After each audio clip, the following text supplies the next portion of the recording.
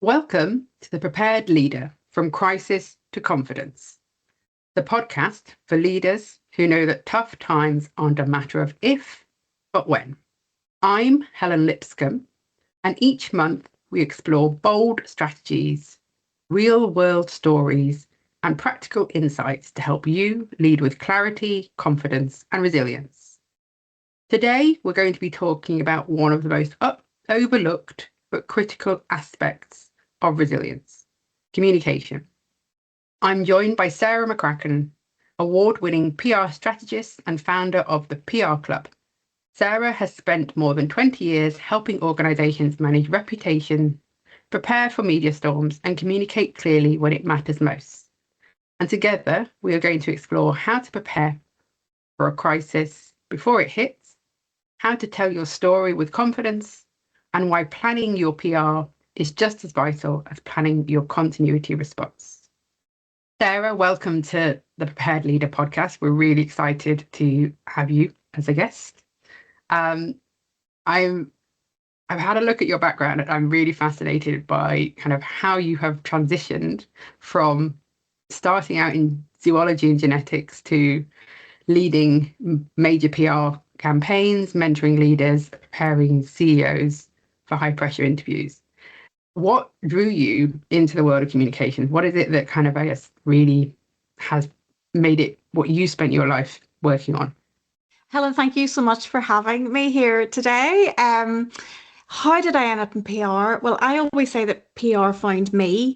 Back in the day at school, PR wasn't really talked about as a career, but as I sort of progressed through the different jobs I did, I was doing PR. I was helping raise visibility. I was writing the articles. I was going to events. So yes, I started off in zoology and genetics, and then I researched sheep, and then I ended up working on an alpaca farm in the south of England, as you do. Obviously, I am not native to the south of England. I'm based here in Northern Ireland at the minute. But yeah, so while I was there, that's where I really started to develop my PR skills. So again, writing the newsletter content, writing, there was some advertising copy, going to the shows, that kind of thing as well. And I just absolutely love it. I love hearing people's stories. I love translating that into something that people will read about or listen to on a news bulletin. And just really from then, I really progressed through a PR approach. Interesting. So it sounds like, as you say, it's almost more your skill set meant and your experience meant you've ended up leading some of those media campaigns and just being able to tell a good story, being able to kind of shape the narrative a little bit. Yeah, and I mean, I love writing, so that was able to come to the fore in PR. Now, the science bit has been really useful because obviously when I'm building out a PR campaign, it's got to be based on evidence. It's got to have some facts behind it. And certainly in some jobs I've held, we've commissioned research, which has then started to underpin our communication strategy. So to be able to interrogate that data has been really important. Equally, from my science background, I have worked in organisations with a more sciencey base to it. I've worked for the Climate Coalition, I've worked for the British Medical Association. So again, I can understand some of the science behind it. And that's been really helpful in creating, the narrative, the press releases, the policy documentation, or whatever I have been working on. Absolutely. I can really see that because, again, if you understand what the message is that people are trying to get across and you understand the technical detail behind it, then translating it into a clear, concise message is much easier, isn't it? I can really see that. Do you find that a lot of what you're doing is spending time planning things out and kind of building a structure for organizations to follow? Yes, I mean, I personally love a plan. I've heard a lot, or I've worked with a lot of people, and I just need a press release. Can you do me a press release and send that out? Which I can. It's not going to get you anywhere, highly likely. It's not going to be a consistent approach. So I think it is fundamentally important to be able to plan your communications, your PR, in the same way you'd plan your business continuity and resilience. So looking at what does your organisation wish to achieve through communications and narrowing that down and making sure what you do then is aligned to your business objectives. Because there's no point just taking a scattergun approach and crossing your fingers and hoping for the best. If you get it structured, if you get it more strategic, it frees up your time, it frees up your headspace, and it gets you better results at the end of the day. Yeah, I completely agree. And in terms of how I would approach talking to people that do my job in the business continuity resilience space, a lot of what I would say to them is working very closely with communications, but making sure that you are using the same language. So when you're trying to talk about business continuity and resilience, it needs to mirror how your organization talks, how you would communicate about different things. Because I think, again, it's that element of partly translating complex things into really simple things, but it needs to feel authentic. It needs to feel like, how do we actually talk about this rather than that scattergun or almost just no structure, just responding. That again, that doesn't feel like you've thought this through, and it can definitely give organizations or individuals that are looking at the organizations a sense of you're not in control, you actually aren't managing this, you are very reactive, which is not what we're trying to get to. We're trying to get people to be structured, trying to get people in place. Do you find that when you're working with organizations, they're thinking about how PR supports business continuity and resilience? Is that any is those sort of thing that you get people asking about? Yes, to an extent. I've done a lot of crisis communications training. So Hmm. again, helping comms teams map out their crisis comms response. And I do always say to them that it has to go hand in hand with the business continuity plan.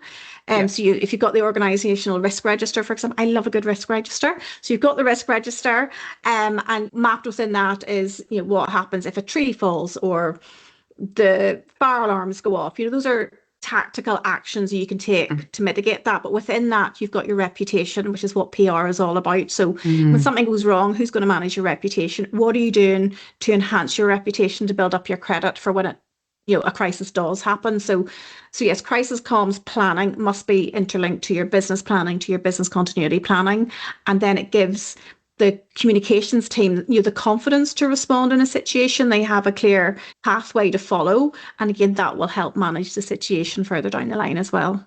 Yeah, I like what you said there about you kind of part of PR is building up your reputation, and what organizations need to be really mindful of is not if you're not prepared and if you don't have that link with your sort of business plan, your strategic plan, um, business continuity and crisis communications, you can very easily damage that reputation. It doesn't take a lot. And have you seen examples of organizations where they maybe haven't got this right and actually that has led to poor communications or just not having a good structure around this? I think there's different levels. I mean, I have gone into organizations to work and that there's been no crisis comms plan. And then that starts to worry me then, because at the end of the day, it's going to land at your comms team's door. Or if you don't have a comms team and maybe you're the leader or the director of your organization, it's going to land at your door as well of how to Yeah. manage this particular incident. There's high profile examples out there of how not to do it.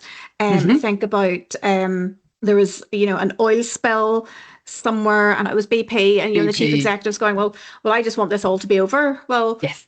lucky you. What about the decimation of the environment? You've got, if you remember, the passenger who was manhandled off an American airplane, and the CEO came out and said, well, I'm sorry for the inconvenience to my staff. He didn't even acknowledge, the injury. So there is a lot of poor examples out there. Mm. And while those seem quite far away potentially from where you're sitting at the minute, think on a more local level, in a crisis situation in particular, how you manage that is going to give you a foundation and to rebuild your reputation after a particular crisis. I'm talking about a crisis here, so it's, an unforeseen thing that happens to your business. So Yes. it could be an explosion, a fire, the theft. We're just reading news a bit in a minute about the jewel heist at that museum in Paris. So Yep. it's how do you start then to communicate your response to that? So whether you've a comms team or not, I would really encourage people to think about that and get it mapped out. A plan on a page, it doesn't have to be war and peace, but again, start to think about what could arise and how you might then respond to that situation.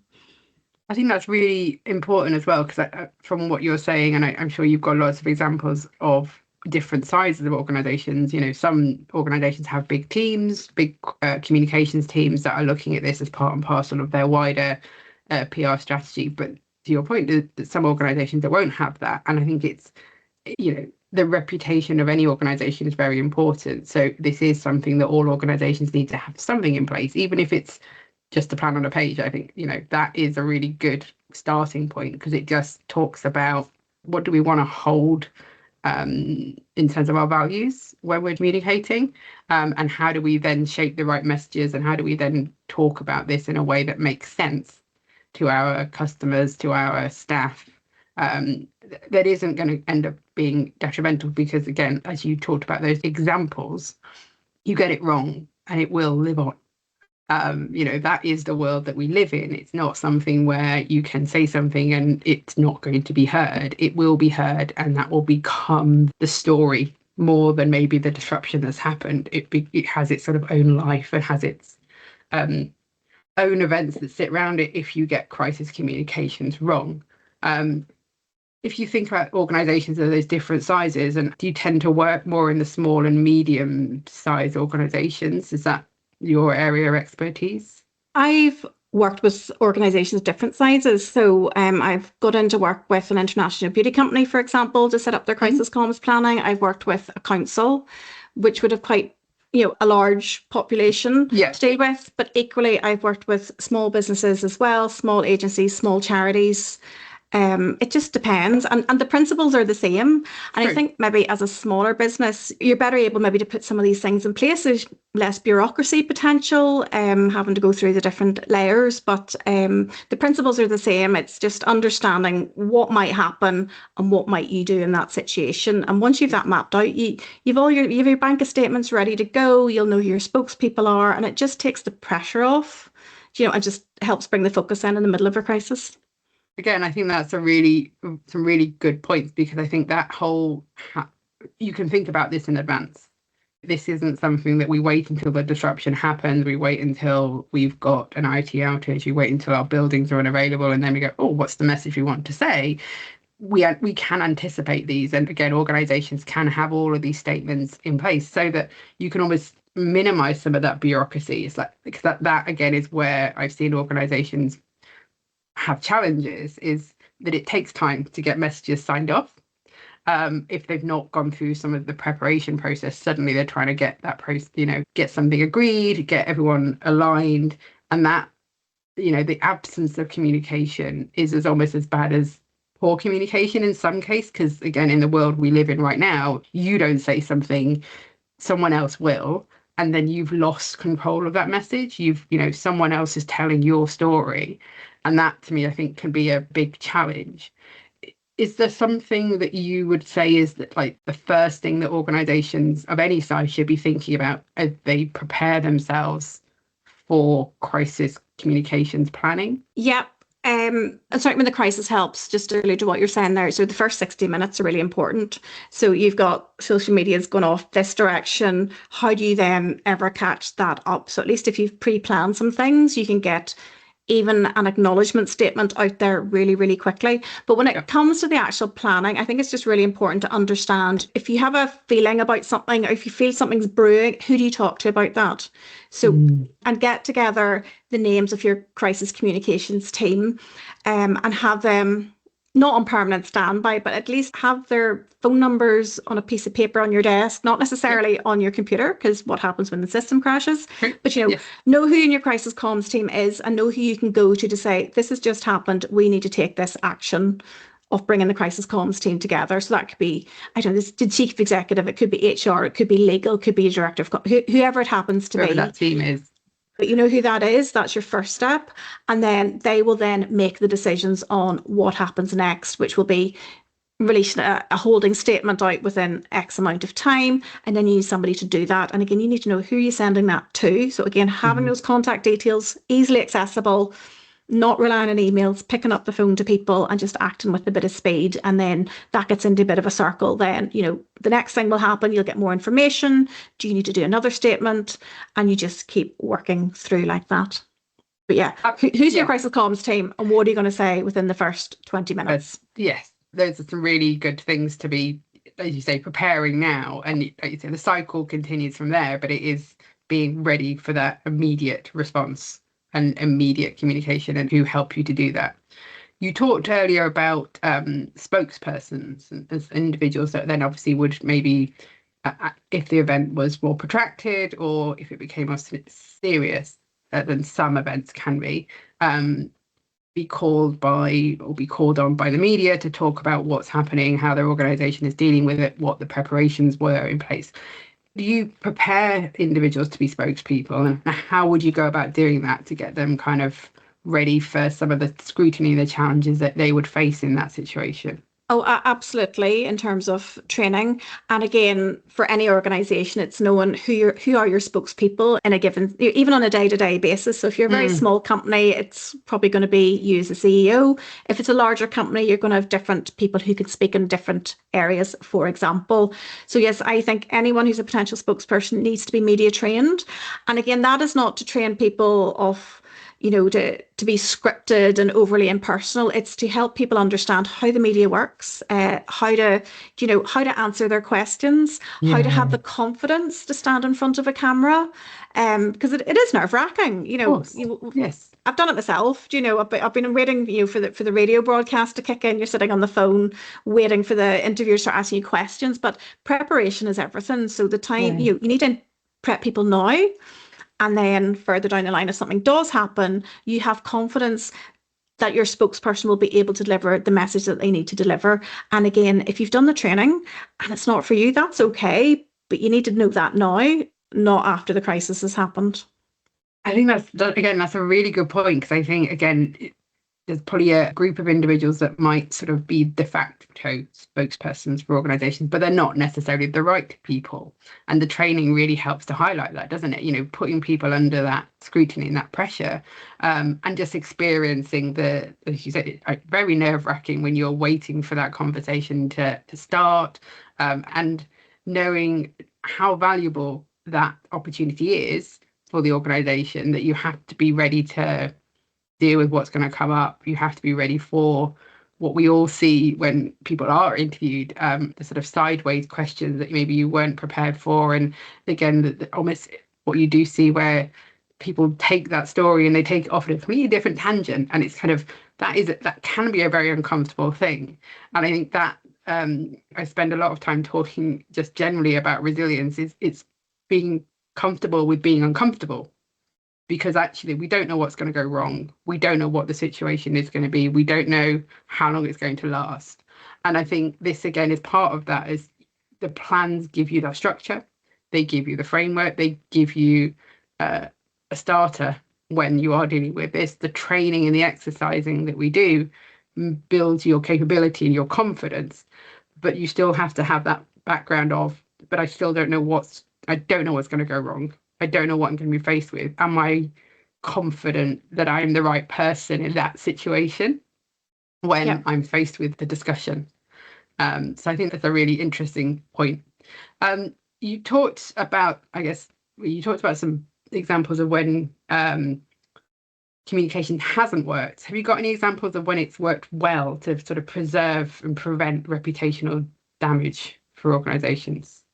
Yeah, one of my go-to examples for that is if you remember when Alton Towers had a crisis, one of the roller coasters derailed, got stuck, and people had life-changing injuries as a result of that. And again, the CEO came out and fronted. He owned up and said, "This is our fault. We will look after the people who've been injured." And there's always people at the heart of a crisis, so you've got to put them first. But he basically turned around and said, "We will pay compensation. There'll be no hoops to go through." That was it. So that really, really helped. Whereas you might see other responses, legal might get involved or whoever. "Oh, you can't say that." Well, it's on the public domain. If you go and look it up, but he just fronted up and said, "This is our fault. We will pay the compensation that's deserved. People won't have to suffer any more than they're already suffering as a result of our actions." So that really helped, I think, in terms of that reputational piece as well. I think that does, because I think, again, that, to your point, is being very much human-centric. This is people. We're talking about people. And you're right, most, if not all, disruptions that we deal with, people are at the heart of them.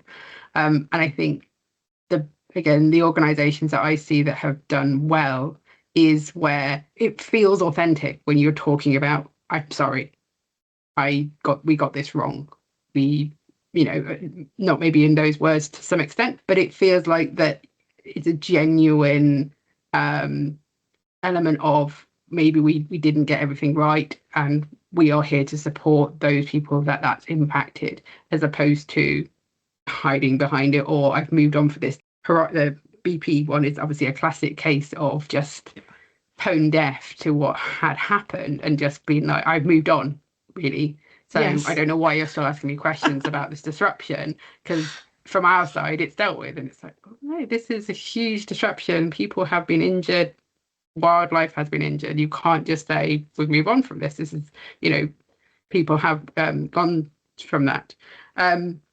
Thinking about those different examples, I guess, of where people maybe are less honest versus being very honest, what role do you think honesty own does play in most maintaining and rebuilding that trust? You touched on it already about, the reason why crisis communications is really important. It's a lot about protecting your organization and protecting the credibility and the trust that you already have.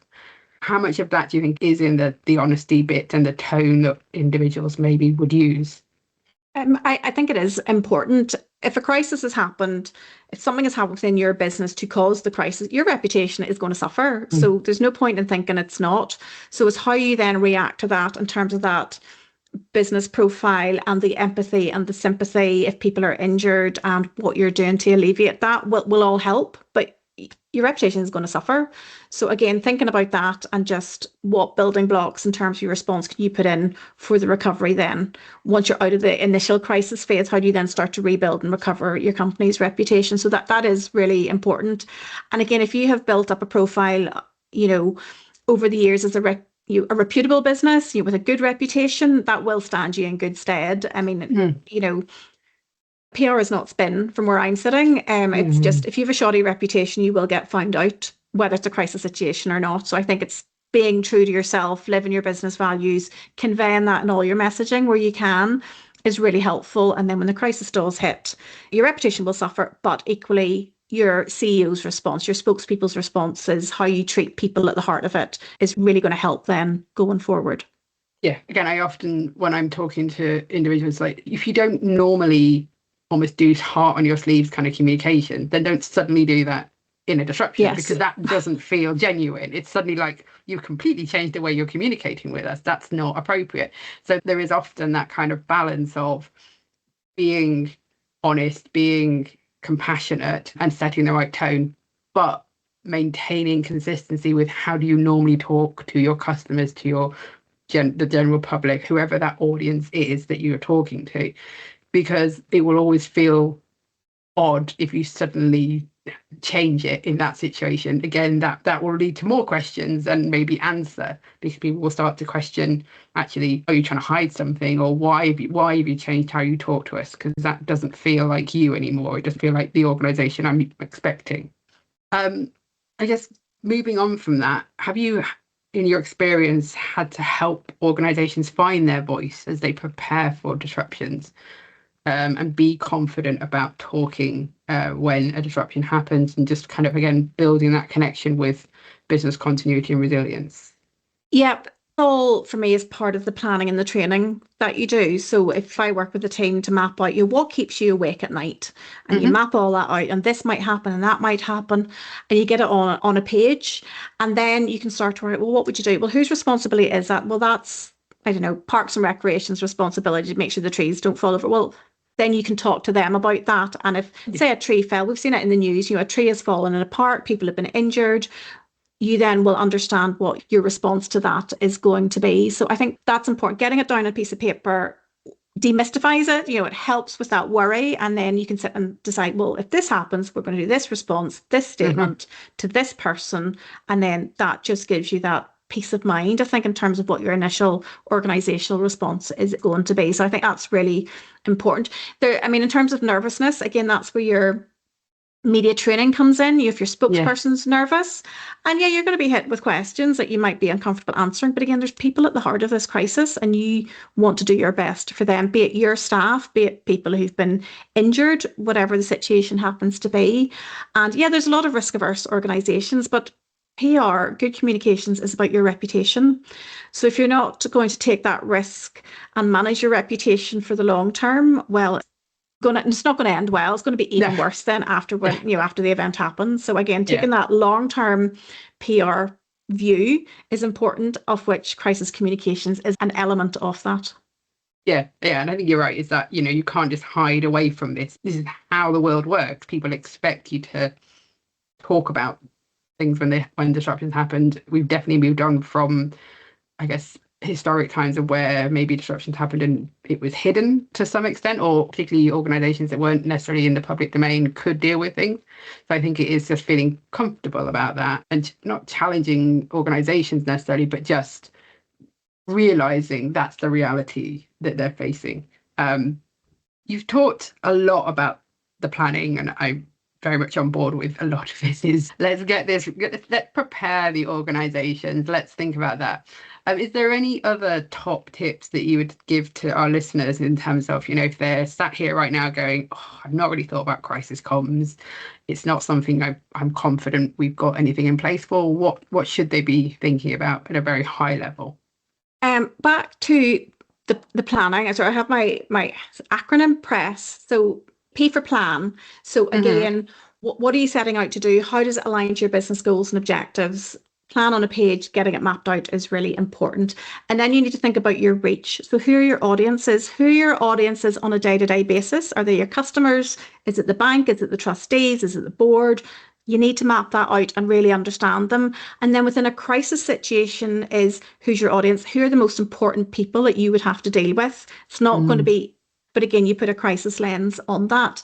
You then need to think about engaging. So that is building up your relationships with, for example, your stakeholders, your audience, who are journalists as well. And again, if you don't have an ongoing relationship with the media, when a crisis hits, that's not going to stand you in very good stead. You're not going to understand how the media works or what kind of questions they're going to be asking. So think about, those long-term relationships that you're building up as well. And then think about your story. So what is your messaging? What is the story you're trying to tell about your business? And again, out with a crisis scenario, what are you doing on a day-to-day basis in terms of your profile, your reputation, your credibility as a business, or even an individual if you're a CEO or a leader?